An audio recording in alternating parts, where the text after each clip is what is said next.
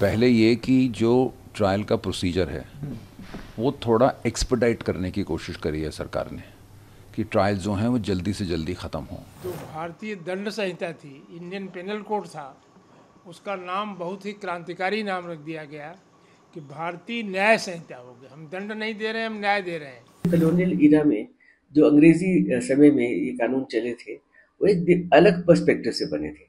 जो आज की तारीख है वो कुछ और मांगती है। सबसे इम्पॉर्टेंट है कि ऑडियो वीडियो का जो इंक्लूजन है बीएनएसएस में वो बहुत हेल्प करेगा ट्रायल्स में।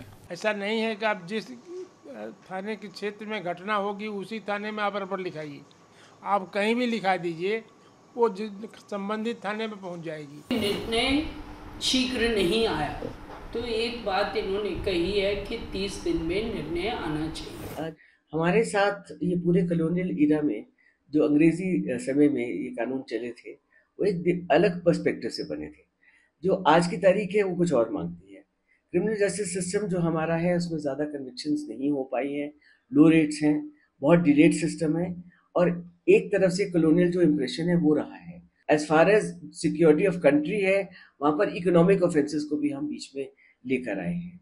जहाँ तक एविडेंस का सवाल है, जहाँ तक किस प्रकार से ट्रायल्स रन करते हैं, उसमें इलेक्ट्रॉनिक एविडेंस जो आज की तारीख में पूरी एडमिसिबिलिटी और डेफिनेशन इंक्लूड होके, क्योंकि ज़माना फ़र्क हो गया है।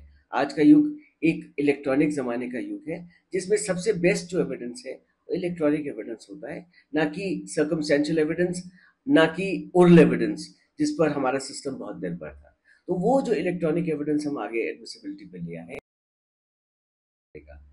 दूसरा, जहाँ तक ऑफेंसेस है उसमें किस प्रकार से इन्वेस्टिगेशन होगी, कितने समय में होगी, उसकी क्या रिपोर्टिंग होगी, विक्टिम को हर चीज़ बताई जाएगी, उसकी हर समय सीमित हो गई है, किस समय में रिपोर्ट आगे आएगी, किस समय कोर्ट में फाइल होगी, कितने समय में चार्ज फ्रेम होगा, कब वो जजमेंट पास होगी। उससे जो सारा सिस्टम है वो इम्प्रूव करके स्पीडी जस्टिस की तरफ हम लोग अब आगे जा रहे हैं। फाइनली एक जो और बहुत महत्वपूर्ण बात है इकोनॉमिक की, जो मैंने आपसे की थी, जहाँ पर इकोनॉमिक ऑफेंसेस को बीच में लाने का एक मेजर युग है। बिकॉज आज की तारीख में हम देख चुके हैं पिछली रिजीम्स में जो सरकार में चले वो सारे स्कैम्स फाइनेंशियल स्कैम्स थे। फाइनेंशियल स्कैम को इंक्लूड करना, इकोनॉमिक ऑफेंसेस को इंक्लूड करना अपने आप में बिजनेस के लिए, हमारे देश के लिए और इवन ग्लोबल इकोनॉमी के लिए एक बहुत महत्वपूर्ण स्टेप हमने आगे लिया है। विक्टिम को आगे लाना, ये एक और बड़ा चीज़ है जो हमारे कानून ने किया है कि विक्टिम को सबसे सारी जानकारी हो, विक्टिम एक भागीदारी हो प्रोसेस में, ना कि एक स्ट्रेंजर हो। क्योंकि अभी तक क्या होता था, अक्यूज का तो सारे राइट्स थे, विक्टिम का कोई राइट नहीं था। ई ई फाइलिंग ऑफ एफआईआर वो जो हमने शुरू कर दी, अगेन जीरो फाइलिंग, ये सारी प्रोसेसेस हमने जो आज शुरू कर दी है नए कानून में, इस पर पूरी चर्चा हुई, पूरी कमेटी बैठकर ये सारी चीज़ों को एग्जामिन किया और इन चीज़ों को हम आगे लेकर आए हैं। देखिए, मैं समझता हूँ कि असर तो बहुत ज़्यादा पड़ेगा। पॉजिटिव भी है, कुछ नेगेटिव भी है, बहुत कुछ पॉजिटिव है मैं अगर कहूँ आपको तो।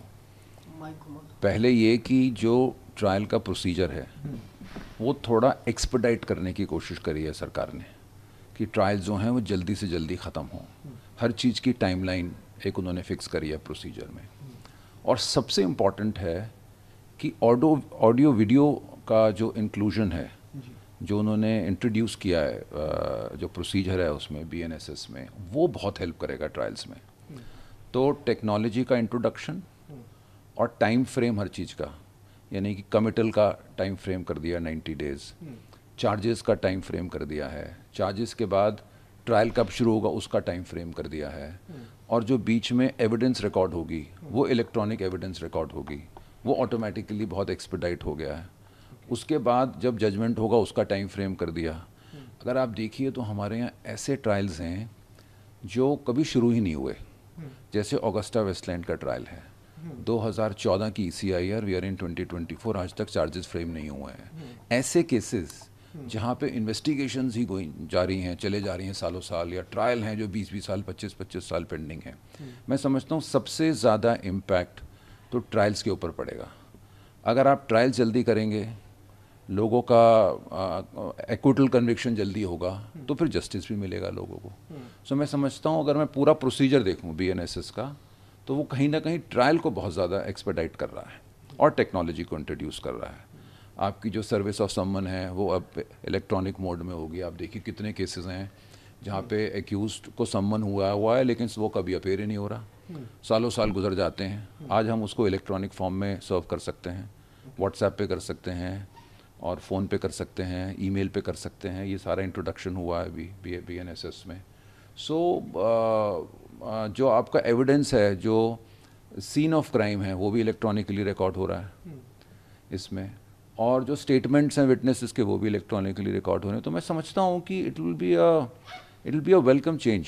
जो भारतीय दंड संहिता थी, इंडियन पेनल कोड था, उसका नाम बहुत ही क्रांतिकारी नाम रख दिया गया कि भारतीय न्याय संहिता हो गया। हम दंड नहीं दे रहे हैं, हम न्याय दे रहे हैं।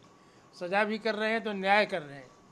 हाँ, तो एक नाम ती हो गया। दूसरा ये है कि भारतीय नागरिक सुरक्षा संहिता है, जो CRPC थी, उसका प्रोसीजर ऐसा बनाया गया है कि सुरक्षा लोगों को मिले, सिक्योरिटी सबके लाइफ और प्रॉपर्टी के सिक्योरिटी हो, इस तरह के कानून बना दिया गया। और अब आप उसमें नियम यह हो गया है कि अगर आप ऐसा नहीं है कि आप जिस थाने के क्षेत्र में घटना होगी उसी थाने में आप रिपोर्ट लिखाइए, आप कहीं भी लिखा दीजिए, वो संबंधित थाने में पहुंच जाएगी। समझ गए ना आप?